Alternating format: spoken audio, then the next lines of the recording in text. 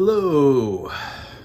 It is April 14th, 2021, a Wednesday, and this is the Ormish Full Body Workout. It is the 7th cycle, Chapter 1, Iteration 3. And what that is a whole bunch of different exercises done with low weight and light reps just to get my full body. And the sad thing about that is I should be able to do it easily, and it's not so easy. It kind of snowballs, which is probably a good thing, and definitely an education in certain things. Also, I'm kind of going deeper into the idea that consistency is more powerful than intensity, and hey, doing this every day, if my body's just getting 1% stronger or better or more healthy every day, then it's certainly worth it. Ooh, I did notice a change I gotta make in this. So, yeah, that's always nice. Don't have to worry about the frame so much when I do that. All right. Public service announcement. Sorry, I've already wasted a minute of your time if you're watching this, but let's not waste any more minutes. So please, do not waste your time watching this video unless you have a very specific reason to watch this video, because I would absolutely hate to waste your time.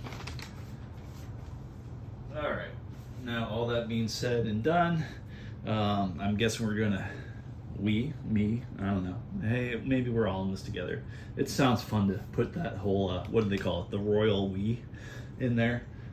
It feels like I'm not doing this alone, because I'm amazed that there's somebody else besides me that might be watching some of these videos, and more than the target person, which I'm surprised, because I haven't heard from the target person, aka the person I lost the bet with. But we won't go into that. What we will go into is I am walking my talk. I did talk a little bit about transparency in my life, and yeah, there's transparency here. So embarrassingly so. All right, yeah, so stretch out, then the workout, and zip my lips. The fine practice of shutting my mouth while working out has led to, well, actually, I can go in another direction with this, but it has led to better transition times between exercises, more thoughtful use of transition times, better breathing without going deep into breathing exercises per se, and probably most importantly, and a really unexpected tertiary benefit, is some sort of meditation type thing is going on. Thinking about thinking without thinking, if that makes any sense whatsoever. I love the simplest definition of meditation that I've ever come across. It is increasing the space between thoughts, whether that be mental space or chronological space. So certainly, I think that's happened within suffering. But, well, I won't use the word suffering. I will say discomfort, because this workout does not lead, it doesn't get me to the point where I'm suffering. That's too strong of a word by far. But it does lead to some elements of discomfort.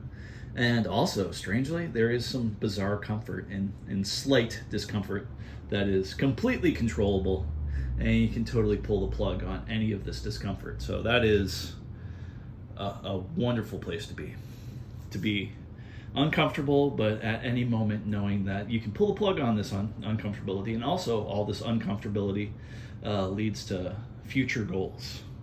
So healthy, happier, longer life, all that kind of stuff. And I say that almost cliche, but that is one of those cliches that I believe is a cliche for a reason. All right, so enough talking. Time to zip that lip and get on with it.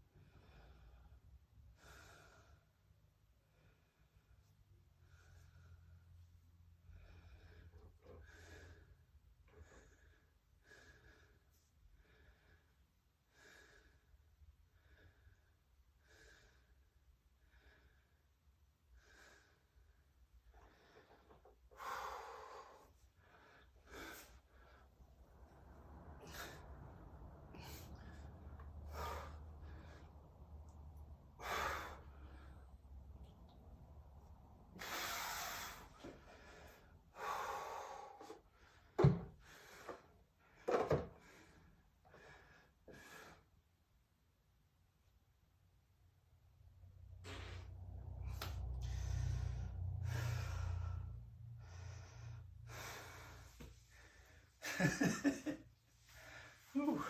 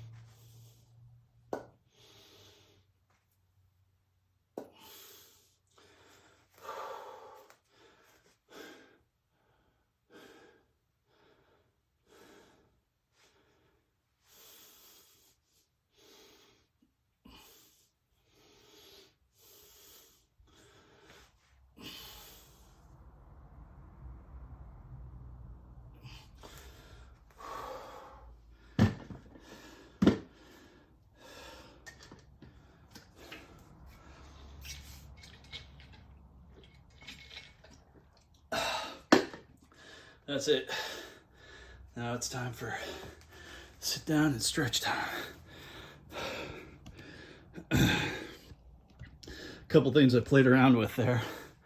Played around with making things a little bit more slow and controlled. And that felt good. So slow and controlled. If the exercise is getting a little too easy, I slow it down, really try to control it more. And the way I like to think about it is, let's say in a squat position, you can stop here, you can stop here, you can stop here, you can stop anywhere. Your momentum is not gonna let you, hopefully, move to any spot that you don't want to move into. Really be able to control that. So being able to stop at any point seems like a good exercise, and a mental exercise and physical exercise to mitigate the problems of momentum. It seems like the natural inclination of the body is towards laziness. And one of the things is like, I just have this goal. I gotta get this from here to here. So I'm just gonna, and I do that, especially near the end, even with light weight, doing those lateral raises especially. Now right now I'm being a little careful because I think my left shoulder's healing a little bit. And so I'm bending the elbows almost every single time, but doing that exercise with straight elbows is very difficult for me, even with very light weight. So, and maybe that's a physiological thing, and maybe that's a dangerous thing. Maybe that's not the best form to do that. With light weight, I'm guessing it shouldn't be as dangerous. Whenever I use heavier weight on that exercise, I'm almost always bending my elbows. Maybe that's how I injured my shoulder, doing that with maybe a rep or two where I didn't bend my elbow. I don't know what's going on with this, but it's feeling a lot better. I noticed it, of course, on the incline press, first thing, and I noticed it on the lateral raises. Frontal raises too, it's easier for me to get my arms straight, but it doesn't always really go straight per se, so that's an interesting thing. One thing I noticed on the calf raises is after I did a little bit of a cycle of breathing and doing steps. Some people use seconds. Sometimes it's a good idea to use steps. So I was doing like 4 steps, 1, 2, 3, 4, inhale, 4 steps holding, 4 steps exhale, and 4 steps holding empty, keeping empty. And that was the transition for that. And that kind of feels good to at least do that bare minimum every day. And you can almost get into a neat rhythm with it. And when you get into a rhythm with it, you can kind of forget about it. Your body keeps on the rhythm of it. And it's like it takes away, it's easier to meditate, let's put it that way, while doing that. I don't know if movement while meditation is a sought after practice for most people. And maybe it's not even a thing. Maybe it's just something I'm making up, but I feel it's real. And meditation is one of those things that I think squarely fits in the ideas of subjective reality a lot more than many things. So, all right, let's see here. Yes, good things. All right, so on the calf raises, I was doing, after doing that walking meditation type count type thing, or that breathing exercise. Really, it's a breathing exercise that sometimes, not always, leads into meditation. But after doing that, I noticed that my last set of calf raises, I was doing an exhale, up and down, hold, up and down, inhale, up and down, hold, up and down. So I was actually absorbing that practice of, every repetition either had an inhale, an exhale, or a hold, either holding full or holding empty. So that was a kind of interesting way to look at that exercise. There might be something fun there. Hopefully, note to self to remember that and play around with that a little bit more. I've already played around with the step thing a lot. I remember sometimes at work I would do some bizarre patterns. I'd be like, okay, I'm gonna inhale for 6, hold for 7, exhale for 13, and hold empty for 7. Just stuff like that, playing with those numbers on steps and actually turning that into a jog or a run. That was kind of a fun and interesting thing.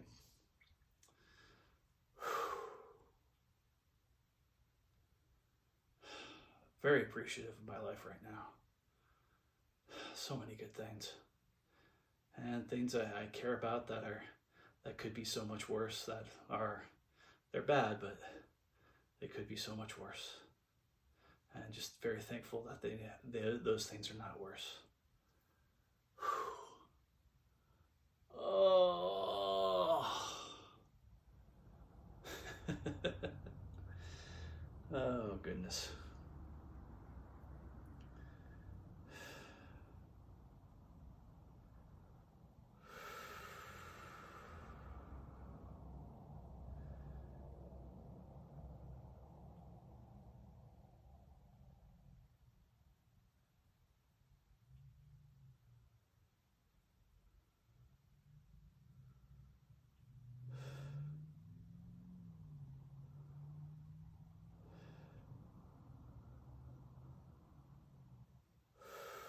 Let's do that stretches.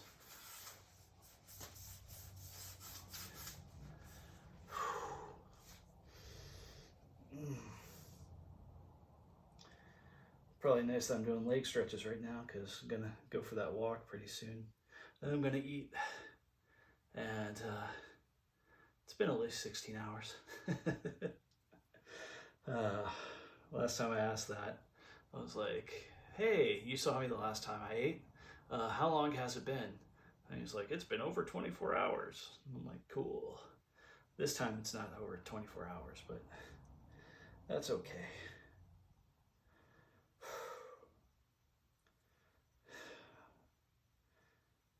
I truly believe that fasting and developing that habit for fasting has mitigated my ever expanding expansion. Also, it's made me feel a bit better about a few things, so that's good. And last night, the bag I bought was way too big of vegetables, but I poured out that whole bag onto a plate and heated it up, had some fake chicken on there, had a whole bunch of good sauces, and I finished all the fake chicken. I didn't finish all the real vegetables. Whew. I do like the fake meats.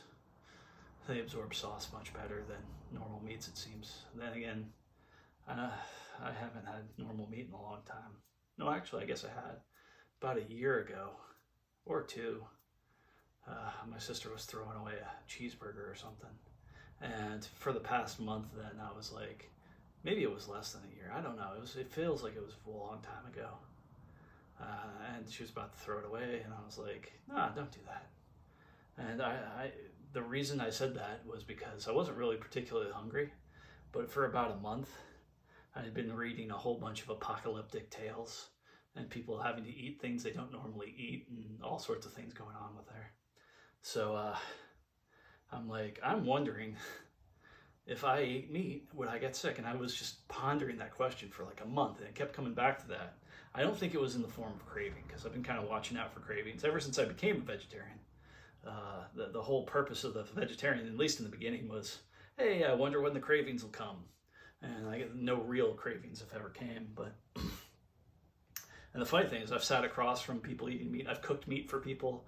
I have a friend that thinks it's hilarious if he asks me to, hey, I'll give you $5 if you go to McDonald's and buy like 10 hamburgers for me. And I'm only slightly exaggerating. I think I've actually bought 8 burgers for that dude. I mean, the small ones and all that, but still 8. But I hope he didn't eat it all in one sitting. Anyway, so like, I've never had a craving. I've had that smell in the car. Although, actually, you know what? There is times where that smell has bothered me. There was times at work. I had a colleague at work, and she would ask me to go to drive through at McDonald's for her, and for the morning stuff, the sausage McEgg whatever thing, and that that would, for some reason, the scent of that, I was like sensitized to it. And I would smell that thing the whole day in the vehicle. And my job was driving the vehicle. So it was amazing for like, several hours that day. Next day I wouldn't smell it, but that whole day just, oh my God, I'm still smelling that thing. And it wasn't like a gross smell or anything like that. I was like, oh my God, I'm smelling that thing. I'm disgusted. No, I was not disgusted. I don't know if I was enticed, but it could have led to some sort of enticement. So anyway, but yeah, the whole cheeseburger thing, for about a month reading all these novels about the end of civilization and stuff, and she's going ahead and going to throw away a perfectly quarter of a cheeseburger. I'm like, don't do that. And I took it and I ate it, and it surprised her and all that. And I was like, well, I was honestly wondering if I'd get sick from it, so we'll find out. And I didn't get sick from it, so my body adjusted just fine. So that's a nice little bit of knowledge to know about. And I think at that point it had been years. Well, no, it hadn't been, because there had been some fish and stuff before then. For a little while, I was really trying the experiment of eating fish once every 3 or 4 months. And I still might do that. I don't know if that necessarily makes me a pescatarian. The simplest thing to just say is just vegetarian. Because if I say pescatarian and someone actually knows what it is, and that person, cooks up some fish, and it's like, oh, it's not time. It's still another month and a half before I can eat fish. That just makes me feel silly. So going with simple answers on certain things, even if the simple answer is not the most correct, it's probably the easiest one to avoid a long conversation. Because strangely enough, not everybody enjoys someone being overly descriptive about something just to make sure things are accurate.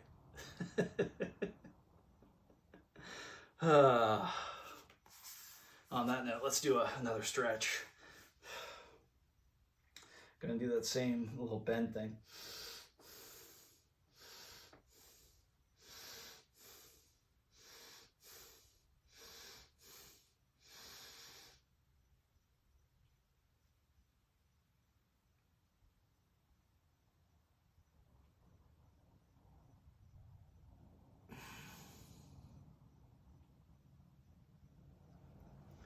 Not only did I feel that in my leg, I felt that in my lower back, which was great.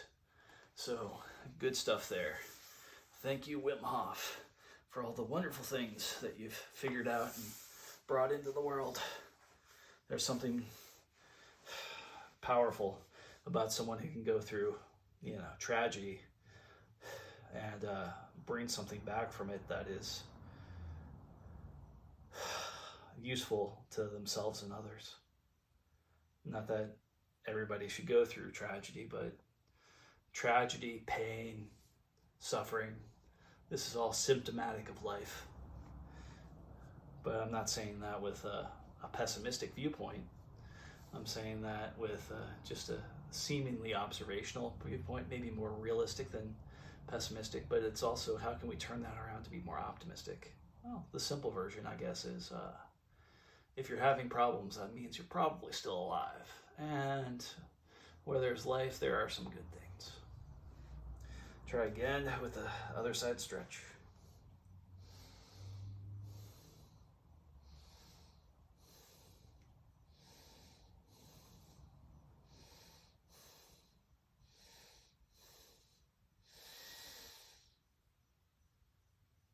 Feels pretty stretched out. I don't know how much further I can go.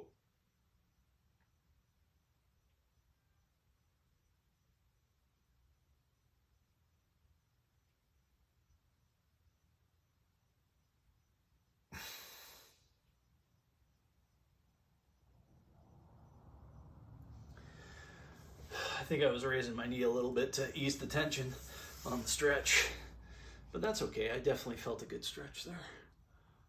My neck really wants some good attention. That's right. There you go, neck. All for you, buddy. You did a good job keeping a level head, literally level head, on my shoulders. Even though I know the camera is set up at a, let's be generous and say a Dutch angle. And though it's not even a Dutch angle, it's just a little cockeyed, but Got a couple friends that are Dutch. Good people. Well, just in reference to 2 friends. I don't know about the rest of the Dutch people. They could all be assholes except for my 2 friends, but I think not. Chances are no. It's amazing how much my one Dutch friend put an effort towards this one endeavor he's been fiddling around with and playing around with. And he does this with like a full family, a full-time job, and some kids. It's an effort he's put forth on a video game, just amassing amazing amounts of particular items in the game that are useful for a lot of people, but trading those items and in the same process, getting himself a whole bunch of premium currency on that game.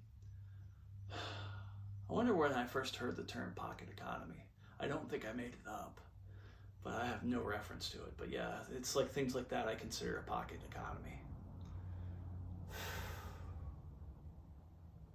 Looking forward to finishing. I got 20 minutes left on that book. That was going to take 2 hours. And yes, I did walk around the block yesterday reading for about 40 minutes. That last mile, I think it was, I decided to put the book on hold and just run through some ideas I have for my own writing. So those ideas are, the first small tiny step is in place. And that means this computer I've been using for stuff, running on Linux, just a super cheapo computer, one of those computers you can get for under $200 and, slap on Linux on it and all that. And it's actually pretty high quality. I've made the mistake of buying one of those before. I remember from back to back, I bought 2 different ones for 2 different reasons. One was an HP, and that HP is still going strong, although there's something weird going on in it. It won't update Linux in the ways I wanted to update it. And but the HP one going great. Almost the same time, within a couple months, I ended up getting a hold of a Dell, and that Dell one, oh man, it's 5 seconds to do anything. It seems like it's 5 seconds to sometimes just move the mouse. Oh, and then 5 seconds later the mouse moved. So it is garbage. I still try to use it for some stuff sometimes. Basically, the best thing to use it for is watching a YouTube video or watching some video on some streaming site or whatever. But yeah, I had high hopes for that one, but in light of that one, I waited about a year, and these are years ago I got them. So I waited about a year and got a different one I thought was like what I was looking for with a good price, and still haven't put that one through its paces, but that's the one I'm going to be writing on. Writing at least one particular book that I just have the germ of an idea for. It's kind of funny, I read a couple books by a guy named, I think it's Dr. Edward de Bono, I'm not sure. Edward de Bono, and it was funny, I've rarely ever heard that guy referenced in anything. And then last night, walking around the block, sure, by like mile 2 or whatever, on the wonderful 3-mile walk, there was a reference to him in the book I was reading, and I was like, no way. And it was almost, I think it might have been a whole chapter on just like the hats of thinking, blue hat, green hat. And the great thing about the book I'm reading is it's full of ways to remember things. As I would say, mnemonic devices. Why does that ask me to enter my password? Like, why? You don't need, no. I'm going to figure out a way to shut that off. I'm sure that there already is. I just haven't investigated it. Like, that's annoying. All right. All right.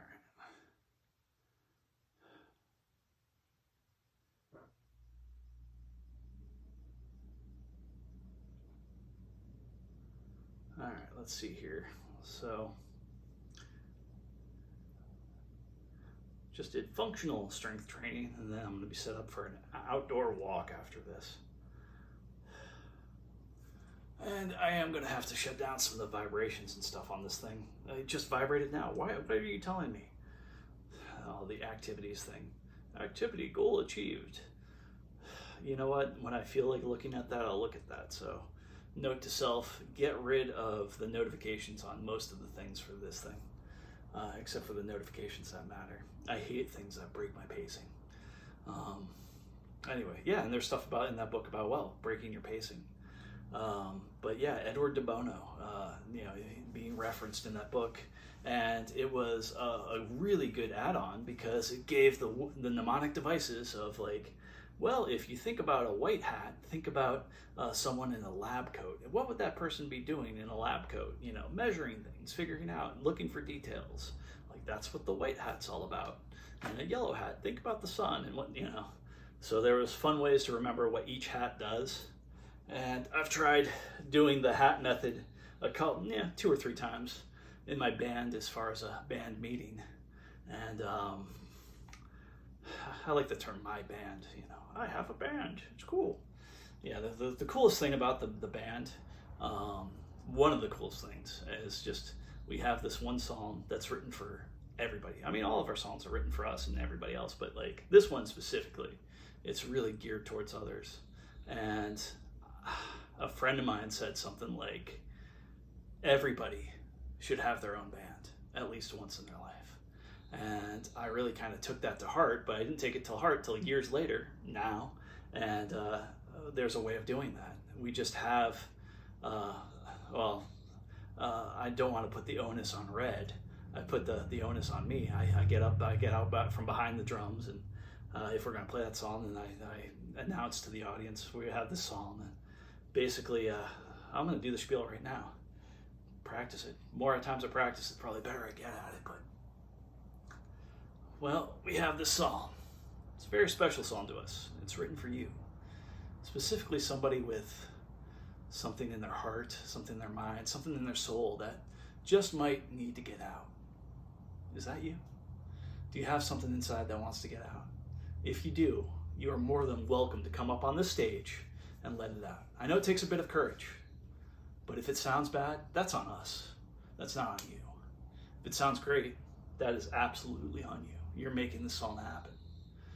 If you need to challenge yourself, if you're one of those people that wants to do something to expand themselves, wants to do something that they might be afraid of, knowing that they'll come out this other side and be a better person for it, knowing that life gets better if you challenge yourself. And this challenge, asymmetric risk. Nothing really bad can happen to you. Only good things. Are you up for the challenge? How about you? Oh, right over there, I see somebody that's thinking about it. Oh, the gears are turning. Oh, and I'll point with the drumsticks and stuff. And oh, you, I think it's you. And I'll just keep pointing to people and rising that tension and get people. And the coolest thing is what I noticed. Like, one thing I'm looking for a little while, I was wasting time watching too much, trying to go into like the L2 state and watch my body language. But one of the biggest indicators is the people next to them. Once that person has somebody next to them kind of pushing them, come on. And as long as they feel good about that person. If they don't necessarily feel good about that person, it's just an extra way to be like, no thank you. To do something negative towards that person. But if they're in a positive place with that person, positive mental association with that person, then the people around them, especially a few people, like, yeah, you could do it. And like they get those peers, that person's up there, and that person's going to have a great experience. I almost want to call it riding the bang couch because the band's name's Bang Couch. I don't want to call that until afterwards because you say that beforehand and it sounds like misconstrued as a sexual thing and all that. And I really want to avoid that. I really want it to be a pure experience, not with too many weird associations. So like, yeah, it's like a ride at an amusement park, that feeling that somebody gets, that kind of challenge and fear and this evolution of it. And I want to make stickers and buttons specifically for that. For a little while, I wanted to make t-shirts that as somebody gets up on stage and sings that song, and whatever a person does, the song's easy. It's 2 or 3 riffs. Basically, it's 2 riffs and different versions of the second riff, and anybody can get into it. I can't imagine someone could go beep, beep, beep, beep, beep, beep, and I could take a sample of me doing that, put that in the song, and it would still work. It's amazing how well anything anybody does works. Even the people that are silent most of the time, and then they build up, then they erupt. That's a beautiful emotional connection. So that's one little thing about belief systems and adventures and all that kind of stuff that goes to a next level. So anyhow, where was I going with all this stuff other than just airing it out and practicing communication? So hopes and dreams and what will be and what will not be and hopefully be put together. Yeah, right now, Bang Couch is on a little bit of a hiatus, and that is fine. Totally part of the rhythm of life. Crossing my fingers that all this goes as well as it can. It can only go so many directions. So yeah, thinking about, well, where did I start with all that? Everybody needs to be in their own band. And then I said something about my band. Oh yeah, I think I was going with my band, I'm part of it, and I think it's kind of cool to say my band, Now I really feel at home in a band. There's a lot of times I've been in bands and I didn't really feel at home. And partially that was my own fault. Actually, in one instance, it was 100% my fault. There's so many things I could have done differently. And to be inclusive without sacrificing myself. What I could have done and sacrificed myself is like, hey, if everybody else is doing drugs, I could have done drugs with them. I know that me pushing myself away when everybody was doing different drugs and stuff was, hey, I was making it very easily to exclude me from other things as well. What I could have done is just like, hey guys, I'm not going to hotbox with you, but if you guys are in a circle outside, hey, just call me Skip for like marijuana. For other things, it's just like, hey, cocaine's expensive and I don't want you to waste your money on me, that kind of thing. So, there could have been gentle, nice ways of doing it, but in some ways, me leaving that band was for the best because it forced me to mature and look at my mistakes. And some of my mistakes were taking certain things too seriously. One of those things at that time was when somebody lies to me, like the first lie is the last lie. Like that's a bit hardcore. And I don't have to live that hardcore. I didn't need to live that hardcore back then. I felt like I did. I felt it was like some sort of path forward, but no. Human beings are fragile and broken things sometimes.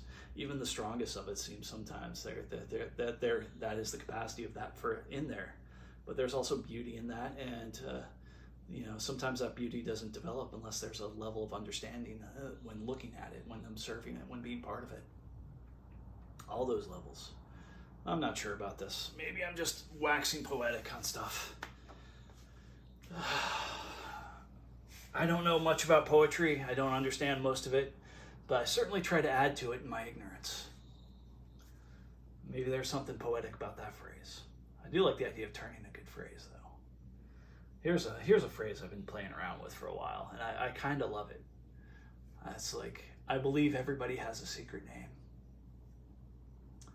And their secret name is their real name. It's more real than anything else they own. It's as long as their darkest hour.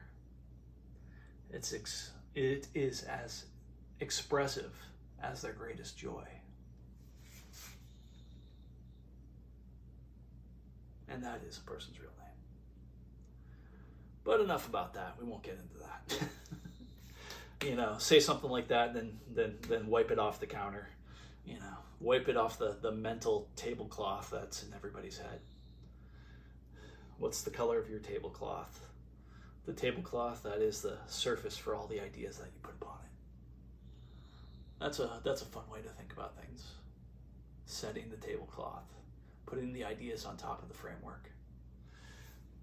1 or 2 more stretches, the basic stretches. A little bit of this for the lower back. Oh, just a little bit. Oh.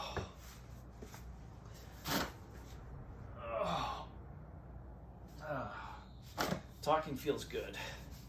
I feel like I'm getting better at expressing myself and organizing my thoughts in a way that I have 0 chance of being interrupted.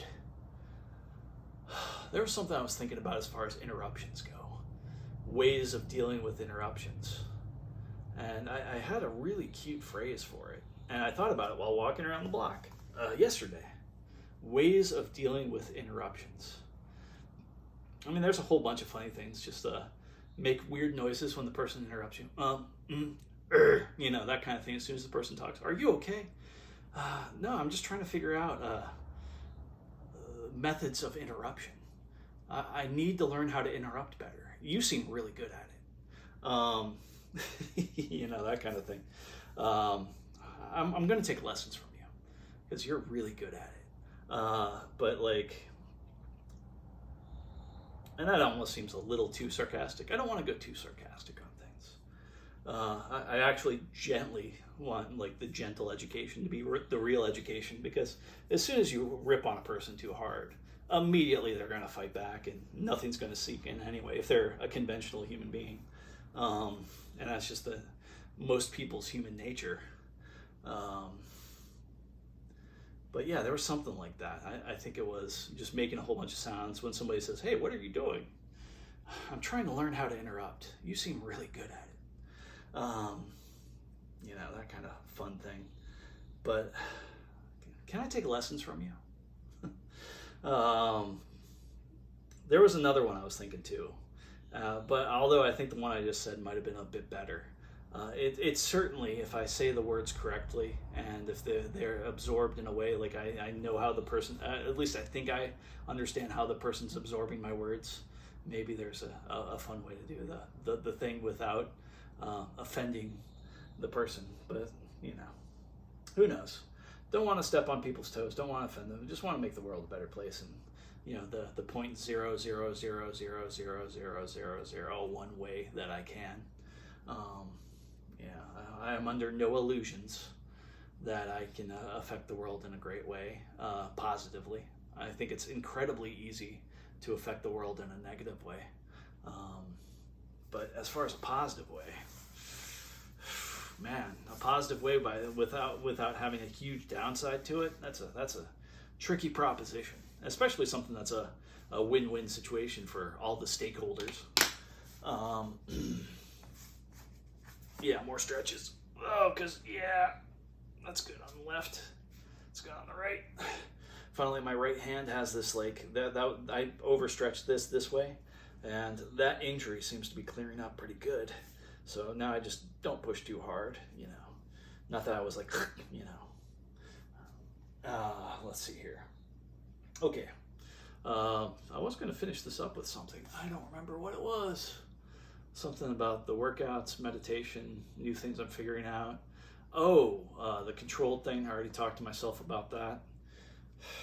What the hell am I doing just talking here like this? Who knows? But there's something good here. And also, especially with the notes to self, like I can look back at this and find that, oh yeah, here's the weird thing. If there's somebody out there that got this far in this video, number one, congratulations. Number two, please do not let that be at the expense of something else that you should be doing, because I'm sure that for most people on this planet, this is an absolute waste of time. Like, please don't be wasting your time with this. You know, there's a reason I put 0 production value into this. Well, you know, not less than 0, but certainly not 0. Maybe a little bit more than 0 production value into this, but I'm not putting graphics. There is no theme song. Number one, I hate theme songs and all that kind of stuff. It's just like, wow, a theme song is a gateway to wasting my time, you know. So yeah, there's all that. But yeah, you got here for what, you know, maybe some insights, maybe some ideas that are bouncing back and forth. I'm not criticizing at all. I admire you for that. I'm just crossing my fingers and really hoping that this is a good use of your time. So if there's that, hey, congratulations. I hope this is a wonderful use of your time. And with that, I will leave a couple things I've been thinking about. Actually, I talked about that yesterday, being right versus being kind. What is a concept that I really think is really useful? Oh, consistency. Yeah, this is day 3. So like consistency.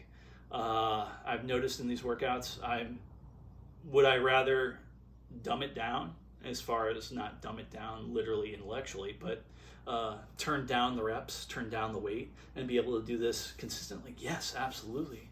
But here's the weird thing though. yesterday, after doing this specific workout and doing a walk around the block and then doing some eating, I felt a bizarre urge to do like a workout challenge. Whether that be just like, hey, how much can I lift on incline press? And no, I'm not going to do that till the shoulders give me the one, at least the 98%. So, but like, how many chin-ups can I do in one set? Or not chin-ups, but pull-ups, because face forward, those are the ones I do the most, and those, in my opinion, are the most useful to me. Because really, when are you going to use this? And especially, I've been trying this way to thumbs out instead of thumbs around the bar, because, all right, let's say you have to get up on a roof and you have to do that backwards thing. Like, your thumbs aren't going to go around, they're going to go up and over, so like that's the useful exercise for that. And I did see a guy talk about doing chin-ups like this, like, oh man, like hands forward and just bring, and not doing the thing where you actually bend your arms, keep your arms at this fixed angle and just like going like that. And that is amazing. I don't know when I'm going to try that, but I'm going to try that sometime. Also, so yeah, consistency. That's the biggest thing. So let's see if I can do this every day. I mean, that whole hard 75 is just like, hey, 45-minute workouts, 2 of them, 1 outside. And yes, walking around the block for an hour is a workout. I certainly feel it. It's not destroying me, but then again, if I'm going to be working out every day, I don't want to be destroyed. I might do a few challenges. That's okay. I mean, I'm in this for the long haul, and pacing, and occasional sprints. If I'm feeling antsy, yeah, I'll sprint sometimes. But, Anyway, yeah, so consistency. And enough talking, because I've consistently talked a lot. Oh, goodness. Feeling good all the way around on that.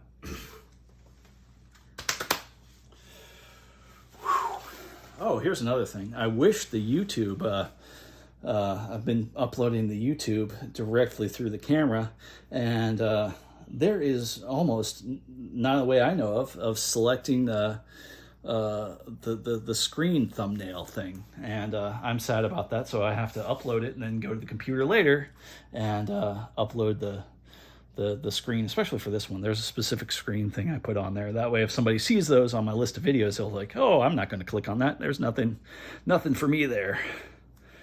But the other videos, I think, the dreaming video especially, I think the dreaming thing has something for a lot more people. I think it might be useful for a lot more people than something like this. And this is also kind of embarrassing too, so, there's that. All right, on that note, later it shall be.